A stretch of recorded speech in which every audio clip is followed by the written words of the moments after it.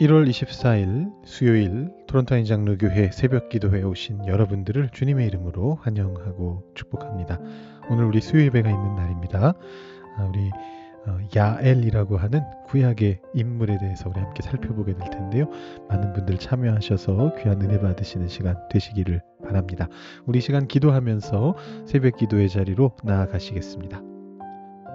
사랑과 자비가 충만하신 하나님 아버지 감사합니다. 오늘도 우리를 주님 앞으로 불러주시고 우리의 아픔 가운데서도 주님을 바라볼 수 있도록 인도하여 주시니 감사합니다.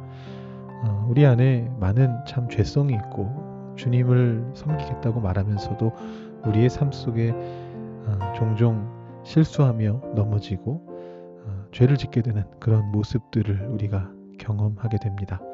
어쩌면 우리가 어제도 그랬을지 모르겠습니다. 하나님, 이 시간 우리의 잘못을 다시 한번 주님 앞에 고백하면서 우리의 연약함을 다시 한번 주님 앞에 고백하면서 그 죄로부터 놓여나서 주님을 따르는 삶을 살아가기를 간구하는 가운데 이 자리에 나와왔습니다. 주님, 우리를 구원하여 주시고 죄로부터 건져주시고 우리도 예수 그리스도와 같은 마음을 품고 우리 주변에 있는 사람들을 바라보며 그들의 잘못을 지적하기보다는 품어줄 수 있는, 용서할 수 있는 사람이 될 수 있도록 주님 인도하여 주시옵소서. 오늘 하루의 삶 속에서도 주님의 자비하심이 우리와 우리 주변에 있는 사람들에게 임하게 하여 주시옵소서. 감사드리며 예수님의 이름으로 기도드립니다. 아멘. 오늘 우리에게 주시는 하나님의 말씀은 요한복음 7장 53절부터 8장 11절까지의 말씀입니다. 다 각각 집으로 돌아가고 예수는 감람산으로 가시니라. 아침에 다시 성전으로 들어오시니 백성이 다 나오는지라. 앉으사 그들을 가르치시더니 서기관들과 바리새인들이 음행 중에 잡힌 여자를 끌고 와서 가운데 세우고 예수께 말하되 선생이여, 이 여자가 간음하다가 현장에서 잡혔나이다. 모세는 율법에 이러한 여자를 돌로 치라 명하였거니와 선생은 어떻게 말하겠나이까. 그들이 이렇게 말하면 고발할 조건을 얻고자 하여 예수를 시험함이로라. 예수께서 몸을 굽히사 손가락으로 땅에 쓰시니 그들이 묻기를 마지 아니하는지라. 이에 일어나 이르시되 너희 중에 죄 없는 자가 먼저 돌로 치라 하시고 다시 몸을 굽혀 손가락으로 땅에 쓰시니 그들이 이 말씀을 듣고 양심의 가책을 느껴 어른으로 시작하여 젊은이까지 하나씩 하나씩 나가고 오직 예수와 그 가운데 섰는 여자만 남았더라.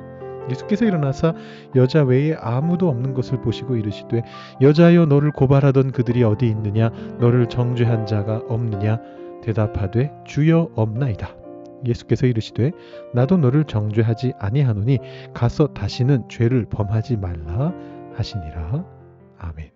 오늘 말씀 보시면 두 가지 특이한 부분이 보입니다. 첫 번째는 말씀이 깔끔하게 장절이 끊어지지 않는다라는 것이죠. 8장 1절부터 시작하면 더 깔끔할 것 같은데 굳이 한 절을 앞으로 가서 7장 53절부터 오늘 단락을 시작합니다.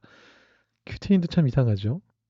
굳이 왜 이렇게 단락을 끊었을까요? 사실 제가 농담으로 드린 말씀입니다만 이게 큐티인이 이상한 게 아니고요. 오늘 말씀을 다룬 모든 묵상집, 모든 주석책, 모든 목회자들이 다 이렇게 단락을 끊습니다. 더 정확하게 말씀드리자면 성경 자체가 이미 그렇게 단락을 끊어놨습니다. 성경의 단락 구분을 다양하게 해놓은 그런 해설 성경을 얘기하는 게 아니고요. 그냥 본문만 있는 성경을 보셔도 오늘 본문은 제가 지금 보여드리고 있는데 빨간색으로 대괄호 안에 따로 구분되어 있다는 것을 보실 수가 있습니다. 이게 바로 두 번째 특이한 부분이죠. 왜 성경 안에 괄호가 들어가 있는 것일까요? 이것을 설명하기 위해서는 두 가지 배경을 좀 이해하셔야 됩니다. 둘 중에 덜 중요한 것을 먼저 이야기해 보죠. 장절이 왜 정확히 맞아떨어지지 않는가? 거기에는 이제 이유가 있습니다. 우리가 가진 이 성경의 장절은 원래 오리지널 성경에 있던 게 아닙니다. 성경의 장절을 구분한 게 언젠가 하면 16세기 제네바 성서가 나오면서 장절을 구분하게 됩니다. 이 제네바 성서는 스테파누스라고 하는 인쇄업자가 그리스어로 먼저 신약을 출판하고 나중에 이제 영어로 신구약 성경 함께 출판하게 되는데요. 이 장절 구분을 이 스테파누스라고 하는 인쇄업자 한 명이 다 했는지 아니면 누구 주변에 다른 목회자들이나 학자들이 함께 했는지까지는 모르겠습니다만 어떤 한 사람 혹은 몇 사람의 판단이 이 장절 구분에 들어가 있는 거죠. 그래서 이 제네바 성서가 7장 53절을 7장의 결론이라고 본 겁니다. 다 각각 집으로 돌아갔다. 끝. 이렇게 이제 이해를 한 겁니다. 7장이 여기서 끝나나 보다. 이렇게 이해를 하고 장절 구분을 끝내놓은 건데 나중에 이제 학자들이 보니까 아니었던 거죠. 그래서 이제 7장 53절에서부터 오늘 단락을 시작하게 된 겁니다. 자, 그러면 뭐 학자들은 자기들 마음대로 단락 구분을 새롭게 한 거냐? 그렇지 않죠. 이게 이제 두 번째 우리가 이해해야 되는 배경하고 연결되는 부분인데요. 7장 53절부터 8장 11절까지의 말씀에 왜 대괄호가 쳐져 있는가? 성경 안에 왜 괄호가 있는가? 언젠가 한번 제가 말씀드렸습니다만, 한 번이 아니고 사실 여러 번 말씀드렸습니다만, 우리는 성경 원본을 가지고 있지 않습니다. 여러 개의 사본들만을 가지고 있습니다. 원본으로부터 조금 떨어져 있는, 시대가 조금 뒤로 떨어져 있는 사본들만을 가지고 있습니다. 근데 다행히 이 사본들이 대체로는 상당히 비슷한 본문을 보존하고 있기 때문에 많은 경우에는 큰 문제가 없습니다. 대부분 비슷하고요. 뭐 그 안에 사소한 차이들이 있는데 이 사소한 차이들은 학자들이 이게 소위 말하는 본문 비평이라고 하는 건데 하등 비평이라고도 하는데요. 이것을 통해서 어느 사본이 원본에 더 가까운가라는 것을 이제 찾아가면서 성경 본문이 원본에 더 가까워지도록 수정을 해 갑니다. 근데 이제 오늘 우리가 읽은 이 본문은 사본들 사이의 차이가 엄청나게 많은, 그래서 원본을 재구성하기가 참 어려운 난제와 같은 본문입니다. 일단 가장 오래된 사본들에는요, 오늘 본문이 아예 없습니다. 그래서 이게 처음부터 요한복음에 들어있었던 건 아니다라는 건 확실해요. 7장 53절부터 8장 11절까지는 요한복음 원본이 뭐 우리한테 없지만 아마 그 원본에는 없었을 것이다. 거의 확실합니다. 그렇다고 해서 이 본문이 완전히 지어낸 본문이냐? 이 부분에 대해서는 학자들 대다수가 지어낸 이야기는 아니다라고 그렇게 추정을 합니다. 성경의 이 본문 안에 있는 모든 맥락이나 예수님이 보이시는 어떤 태도와 반응, 또 헬라어 구문 이런 것들을 보면 이 내용들은 요한복음에 원래 있었던 게 아닌 것도 확실하고 동시에 이게 예수님 시대에 실제 있었던 일을 그대로 전해주고 있을 가능성이 아주 높다라는 것이 학자들의 결론입니다. 근데 문제는 결국 이거죠. 여기에 원래 없었다면 이 본문은 도대체 원래 어디 있던 본문이냐, 어쩌다가 여기 들어오게 됐느냐 이거거든요.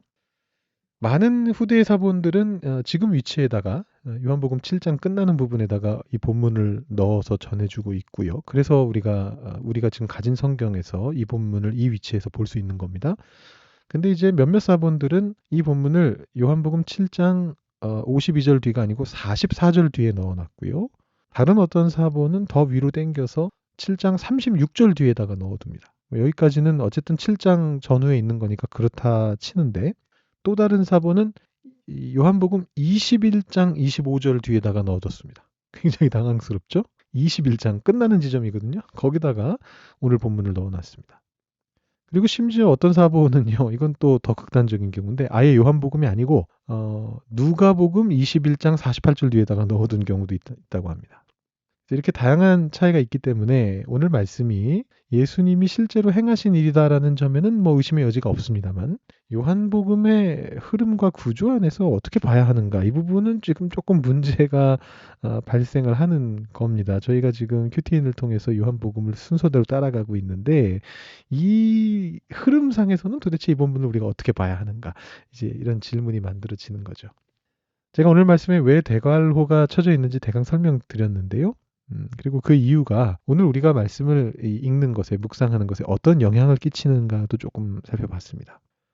결론만 다시 정리해 드리자면 오늘 말씀은 원래 요한복음의 지금 이 위치에 있던 말씀은 아니다.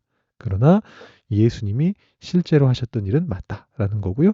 그렇다면 우리는 요한복음 구조 속에서 오늘 말씀을 어떻게 이해해야 하느냐, 이 질문이 생긴다라고 말씀을 드렸습니다. 일단은요. 오늘은 이 요한복음의 구조에 대한 부분은 조금 미뤄두죠. 오늘 본문이 앞뒤 본문하고 연결되지 않는 본문이라는 건 확인된 거니까 전체 맥락을 굳이 살펴볼 필요가 없습니다. 원래 여기 있던 게 아니니까요. 그냥 오늘 본문만 딱 놓고 해석하면 될 것 같아요. 문제는 이제 내일 본문을 볼 때 이 오늘 본문에서 있었던 이 사건하고 연결해서 봐야 하는가, 이게 문제인데, 그건 뭐 내일 거니까 내일 다루시죠. 내일 우리가 다뤄보도록 하겠습니다. 내일 말씀이 김요한 목사님 말씀이면 이렇게 떠넘길 수 있는 건데, 내일도 제가 말씀을 전합니다. 제가 내일 그 내용을 말씀드리도록 하겠습니다. 자, 오늘 사건에만 그러면 집중해 볼까요? 이제 요한복음 나머지 여태까지 보셨던 내용은 일단 잊으시고 이제 이 오늘 본문만 한번 들여다보죠. 오늘 사건은 우리가 너무나 잘 아는 사건입니다. 가늠한 여인이 예수님 앞에 잡혀온 이야기. 이렇게 얘기하면 뭐 누구나 다 스토리 알고 있는 그런 얘기고요. 사실 지금 알려드린 이 제목이 사건의 한 80%는 설명해 주고 있습니다. 가늠하다가 현장에서 잡힌 여인이 예수님 앞으로 끌려왔습니다. 자, 이제 나머지 20%를 한번 채워보죠. 이 여인을 잡아온 사람들은 서기관들하고 바리새인들인데요. 이 사람들이 예수님에게 판결을 요청했습니다. 이 여인에 대해서 판결해달라. 근데 이제 진짜 목적은 판결해달라는 게 아니죠. 왜냐하면 그 판결은 사실 서기관하고 바리새인들이 하면 되는 거거든요. 그 사람들이 율법 전문가거든요. 자기들이 하면 되는데 그걸 왜 굳이 예수님께 맡기느냐. 이 예수님을 함정에 빠뜨리려는 것입니다. 예수님은 사랑의 메시지를 전하시던 분이시고 그로 인해서 청중들의 어떤 열광적인 반응을 얻으신 분입니다. 그래서 일부러 예수님 앞에 난제를 던지는 거예요. 이 가늠하다 잡혀온 여인은 율법에 따르면 돌에 맞아 죽어야 됩니다. 그런데 만약에 예수님이 그렇게 율법대로 판결을 하시게 되면 지금까지 예수님의 사랑의 메시지에 열광하던 청중들은 돌아서게 될 것입니다. 반대로 예수님이 당신께서 강조해 오셨던 대로 그 메시지대로 이 여자 용서하자, 이렇게 만약에 말을 하시면 이제 예수님 율법을 어겼네, 예수님을 고소할 명분을 얻게 됩니다. 그러면 이제 예수님이 이 난제에 빠져들게 되는 거죠. 예수님이 이 난제를 어떻게 빠져나가십니까? 뭐 일단 성경에 나오는 장면은 굉장히 단순해요. 근데 이제 그걸 좀 해석을 다양하게 할 수 있는데, 예수님이 기세등등한 바리새인들과 서기관들에게 아무 답변을 안 하십니다. 계속 묻는데도 무시하시고요. 그리고 이제 허리를 굽히시고 바닥에 손가락으로 글을 쓰기 시작하십니다. 근데 그 글 내용이 뭔지는 안 나옵니다. 그리고 시간을 조금 흘려보내신 후에 지혜로운 답변을 하시죠. 너희 중에 죄 없는 자가 먼저 돌로 치라.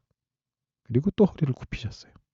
그랬더니 나이가 든 사람부터 먼저 돌을 내려놓고 사라졌고 결국은 모두 사라지고 예수님과 여인만 남게 되었다라는 것입니다. 그래서 예수님이 나도 너를 정죄하지 않는다. 가라. 우리 요한복음에서 많이 듣는 말씀이죠. 가라. 그리고 다시 죄를 범하지 말아라. 이렇게 말씀하셨습니다. 자, 이 사건에서 앞에 나오는 내용과 뒤에 나오는 내용은요, 해석까지도 그렇게 어렵지 않습니다. 단순한 편입니다. 뭐 바리새인들과 서기관들이 예수님을 함정에 빠뜨리려고 했던 거는 분명하고요. 특별히 다른 해석의 여지가 없습니다. 성경 안에서도 6절에서 분명하게 얘기하고 있죠. 고발할 조건을 얻고자 해서 시험하는 것이다. 이렇게 이야기를 하고 있죠. 결말부도 단순해요. 예수님은 결국 그 여인을 용서하셨죠. 방법이 좀 지혜로우셨습니다만 고발당하지 않는 방법으로 이 여인을 용서하셨습니다. 그리고 그녀를 보내셨습니다. 계속해서 그렇게 해오셨던 것처럼 기적과 표적 속에서 예수님이 하셨던 것처럼 가라 말씀하셔서 보내셨습니다. 이 뒤에 무슨 다른 해석의 여지가 있겠어요? 설마 이 뒤에 예수님이 그 여인의 뒤를 밟으셔서, 그런 일은 일어나지 않겠지만 상상입니다. 그 여인의 뒤를 밟으셔서 죄 짓지 말라고 했는데 정말 죄 짓나 안 짓나 끝까지 확인해 보리라. 이렇게 무슨 추격하는 스릴러 이런 거 아니잖아요. 그 여인이 다시 죄를 지으면 도로 그 여인을 고소하시고 뭐 이런 추가 결말이 있지 않단 말입니다. 예수님의 품성으로나 성경의 맥락으로나 전혀 그런 결론으로 갈 수가 없어요. 그래서 결론도 단순하고 간결합니다. 예수님은 용서하셨어요. 그리고 보내셨습니다. 해석의 가능성은 중간 부분에 있죠. 예수님은 왜 바리새인들과 서기관들의 질문에 한동안 침묵하셨는가? 예수님은 왜 바닥에 글을 쓰셨는가? 예수님이 바닥에 쓰신 글은 대체 무엇인가? 왜 예수님의 말씀을 들은 청중들이 돌을 내려놓고 가버렸는가? 왜 나이 든 사람부터 젊은 사람의 순서로 그렇게 했을까? 이 부분들이 해석의 가능성이 생겨나는 부분들입니다.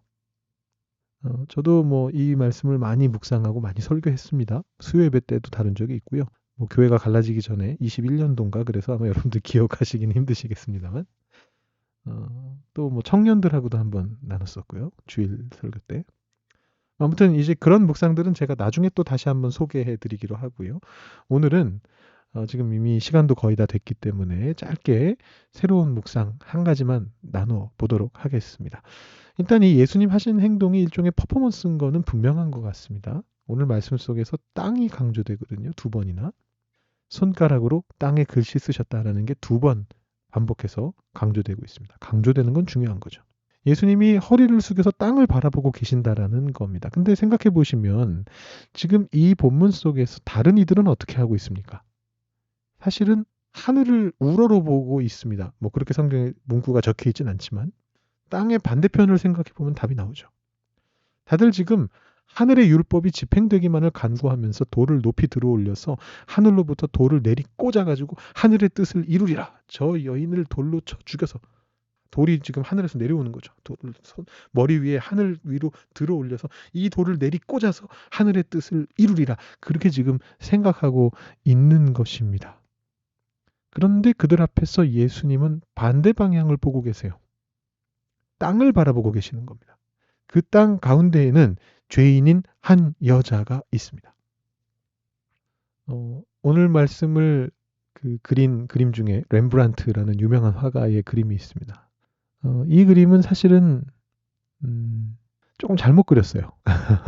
대화가를 제가 이렇게 말하기 좀 그렇지만 조금 잘못 그렸습니다. 예수님이 너무 높게 그려주셨어요. 의도가 있다고 적혀 있더라고요. 제가 위키백과 영어 버전을 보니까 예수님이 좀 다른 유대인들보다 우월한 존재시다라는 걸 보여주기 위해서 일부러 더 밝고 높게 그렸다 이렇게 되어 있는데 실제로는 반대죠. 오늘 말씀에 있었던 일을 더 잘 묘사한 건 오히려 이런 그림인 것 같습니다. 주변에 높은 곳에 유대인들이 서 있고 예수님은 몸을 낮추셨습니다. 그 여인에게로 몸을 낮추신 거죠. 이 퍼포먼스에 대해 많은 해석이 가능하지만 제가 오늘 그 중에 한 가지만 여러분들께 말씀드렸습니다. 율법 가운데에서도 사람을 봐야 된다라는 예수님의 가르치심이 이 안에 들어있다라는 거죠. 우리가 죄의 문제를 다룰 때 우리가 그 죄를 미워하되 사람은 미워하지 않는다 뭐 이런 말을 하면서 실제로 은연중에는 속에 어떤 생각이 있느냐면 죄 지은 사람을 보면 무슨 생각을 하게 되냐면 죄의 징벌을 받고 정의가 구현되기를 소망하게 될 때가 굉장히 많습니다. 사람의 본성이죠. 그렇게 나쁜 짓을 했어? 죽어야 마땅하지. 우리도 그 유대인들처럼 그렇게 생각하게 될 때가 너무나 많습니다.